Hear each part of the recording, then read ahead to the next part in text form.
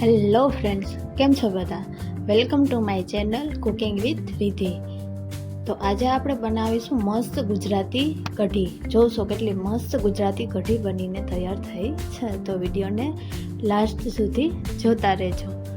તો ગુજરાતી કઢી બનાવવા માટે મેં અહીં આદુનો ટુકડો લીધો છે, નાનો એવો, થોડુંક એવું લસણ લીધું છે, અને આપણે એક મોટું અથવા તમારે જેટલી સાઈઝનું નાખવું એ સાઈઝનું તમારે ટમેટું લેવાનું છે.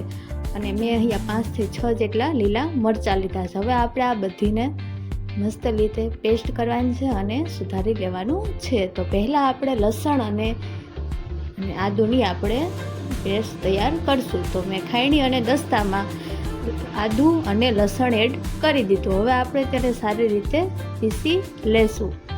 આ મુજબ એકદમ ઝીણું ઝીણું થઈ જાય ત્યાં સુધી તેને એકદમ મસ્ત રીતે પીસી લેવાનું રહેશે. ને મારી ચેનલને લાઈક, શેર અને સબસ્ક્રાઈબ કરવાનું ભૂલશો નહીં.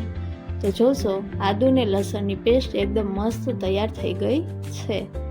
ત્યારબાદ આવી જ રીતે આપણે જે મરચાંની પેસ્ટ પણ તૈયાર કરવાની રહેશે. હવે આપણે મરચાંની પેસ્ટ તૈયાર કરી લેશું.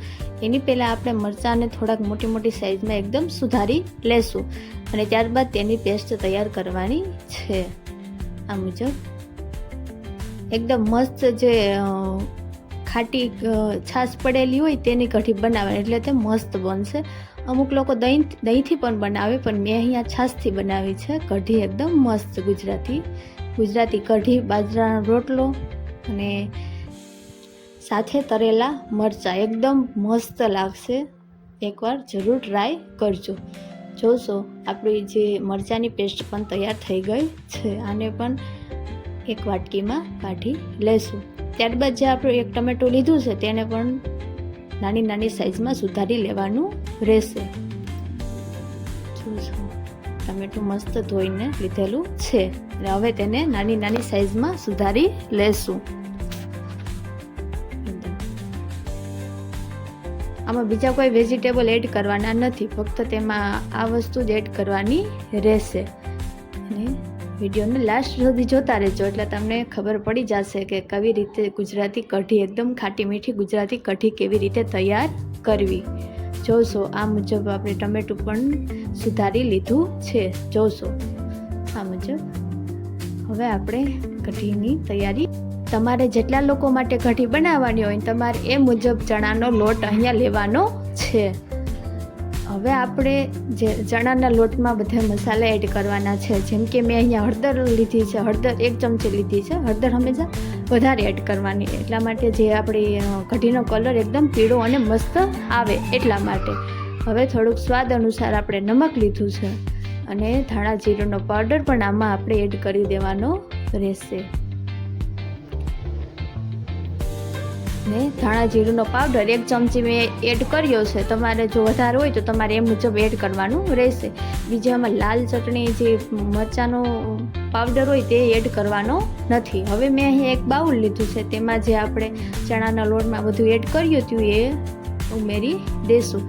અને હવે આપણે તેમાં જે એકદમ ખાટી છાશ હોય તેને નાખવાની છે આ મુજબ, અને ત્યારબાદ તેને મિક્સ કરવાનું છે. તમારે ગ્રાઇન્ડરથી પણ મિક્સ કરી શકો, પણ હાથેથી કરો તો જે આમાં ચણાના લોટના જે ગઠ્ઠા હોય ને તે રહી જાય.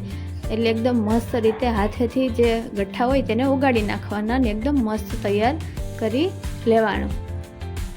આ મુજબ ધીમે ધીમે મિક્સ કરતું રહેવાનું. જોશો કે કેટલો મસ્ત તૈયાર થઈ ગયું છે. એકદમ ક્યાંય એવા ચણાના લોટના ગંઠા કે નથી રહ્યા. હવે આપણે જે આદુ લસણ મરચાંની પેસ્ટ હતી તેને આપણે આમાં એડ કરી દેશું. અને જે સુધારેલું ટમેટું હતું એ પણ આપણે આમાં જ એડ કરી દેવાનું રહેશે. જો તમે વઘાર વખતે અલગથી તમારે નાખવું હોય તો તમે એ મુજબ પણ નાખી શકો, પણ મેં અહીંયા ચણાનો લોટ જે છાશમાં ઉગાડ્યો છે મેં એમાં જ બધું એડ કરી દીધું છે. હવે આપણે તેને એકવાર મિક્સ કરી લેશું. જોશો કેટલો મસ્ત દેખાવ આવે છે. આ મુજબ બધું મિક્સ કરી હવે આપણે તેમાં જે શું કહેવાય તડકા વઘાર કરવાનો છે. જોશો કેટલું મસ્ત થઈ ગયું છે અને કલર પણ એકદમ મસ્ત પીળો આવ્યો છે. એટલે હળદર હંમેશા વધુ નાખવાની કઢીમાં. હવે આપણે વઘાર માટે એક મોટી કઢાઈ લેશું અને જોશો મેં અહીંયા મીઠા લીમડાના પાન લીધા છે, પછી રાઈ લીધી છે, અને જે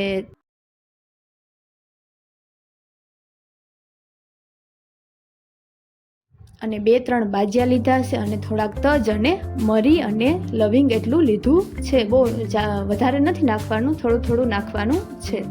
હવે હું અહીંયા ઇલેક્ટ્રિક ઇન્ડક્શન ઉપર કરું છું, તો હું અહીંયા ટેમ્પરેચર 800 રાખીશ.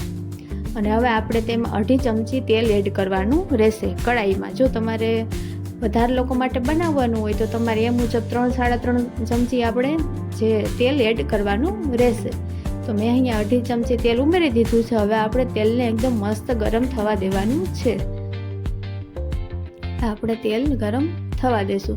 જો તેલ ગરમ થાય છે ત્યાં સુધી તમારે ટેમ્પરેચર વધારે રાખવું હોય તો તમે એ મુજબ ટેમ્પરેચર સેટ કરીને વધારે રાખી શકો. તો હવે આપણું તેલ ગરમ થઈ ગયું છે. તો પહેલાં મેં અહીંયા જે બાજિયા ઉમેરી દીધા. હવે આમાં હું લવિંગ ઉમેરી દઈશ, અને ત્યારબાદ તેમાં એકદમ બધાય મસાલા આપણે તજને અને હવે મરી આપણે એડ કરી દેશું. આ મસાલાની સુગંધ એકદમ મસ્ત આવવા માંડે ત્યારબાદ તેમાં આપણે રાઈ એડ કરવાની છે, અને રાઈ એકદમ મસ્ત ફૂટી જાય ત્યારબાદ આપણે મીઠો લીમડો એડ કરવાનો રહેશે. તો આપણા મસાલા એકદમ મસ્ત તૈયાર થઈ ગયા, મસ્ત સુગંધ આવવા લાગી છે. તો એકદમ મસ્ત ફૂટી જાય, આ લવિંગ ફૂટશે, લવિંગ ફૂટી જાય ત્યારબાદ એકદમ મસ્ત સુગંધ આવવા લાગે ત્યારબાદ તેમાં આપણે રાઈ એડ કરી દેવાની રહેશે. તો મેં અહીંયા 1 ચમચી જેટલી રાઈ લીધી છે. જો તમારે વધારે લોકો માટે બનાવે તો તમારે એ મુજબ રાઈ લેવાની રહેશે, 1 ચમચી. હવે રાઈ એકદમ જોશું તેલ કેટલું મસ્ત થઈ ગયું છે, કે એકદમ મસ્ત જલ્દીથી રાઈ છે એ ફૂટે છે.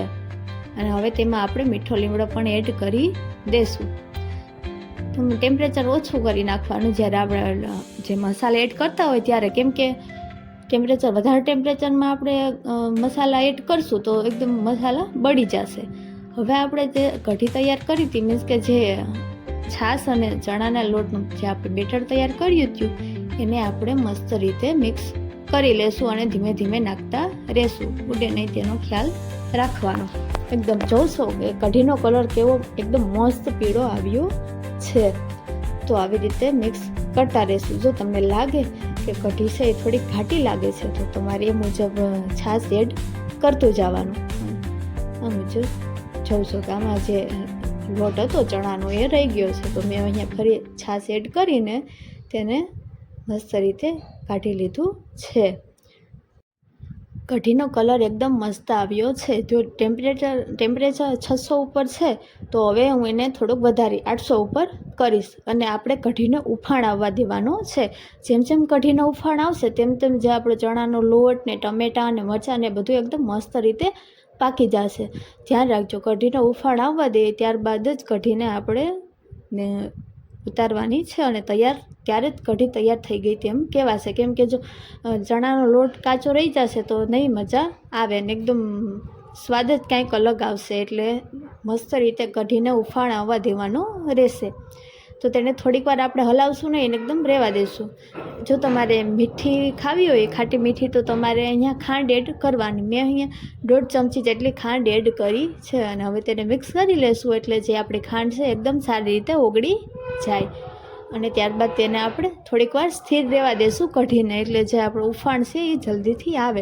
અને ઉફાણ આવવા આ ટાઈમ તમારે જો ટેમ્પરેચર વધારવાનું હોય તો તમારે વધારી લેવાનું. જો મેં અહીંયા 1000 જેટલું ટેમ્પરેચર રાખ્યું છે, અને જોશો કઢીનો ઉફાણ પણ આવવા લાગ્યો છે એકદમ મસ્ત.